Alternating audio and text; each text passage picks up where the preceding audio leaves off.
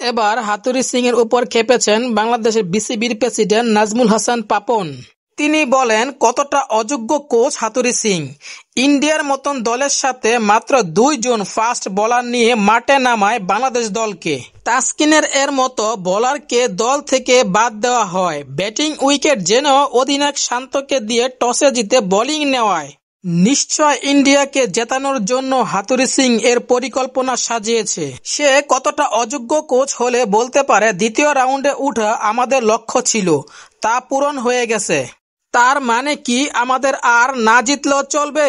সে নিজেও স্বপ্ন দেখতে জানে না, 18 কোটি মানুষের স্বপ্ন ভঙ্গ করে ফর্মহীন খেলোয়াড়দেরকে ম্যাচের পর ম্যাচ খেলিয়ে যায়। আসলে তার মূল লক্ষ্য হলো বাংলাদেশ ক্রিকেটটাকে ধ্বংস করা। সে কার পরিকল্পনা বাস্তবায়নে এই নীল নকশা অঙ্কন করেছে তা এখন দর্শকরা জানতে চায়।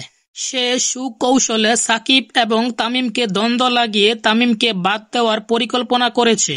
2023 সালের বিশ্বকাপ তার এই স্বৈরাচারিতার কারণে বাংলাদেশ ভরাডুবি হয়েছিল।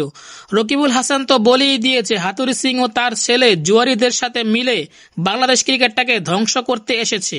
আসুন আমরা সবাই হাতুড়িকে বাদ দেওয়ার জন্য একসাথে আন্দোলন গড়ে তুলি। অনেকে মনে করেন হাতুড়ি সিংকে বাংলাদেশ আর ঢুকতে না দেওয়া হোক। আপনিও কি এর সাথে একমত, নাকি আপনিও চান তাকে আইনের আওতায় নিয়ে আসা হোক? বিশ্বকাপের পরে হাতুড়ি সিংকে ছেঁটে ফেলবে বিসিবি প্রধান নাজমুল হাসান পাপন। ক্রিকেটের নিউজ পেতে আমার চ্যানেলের সাথেই থাকুন।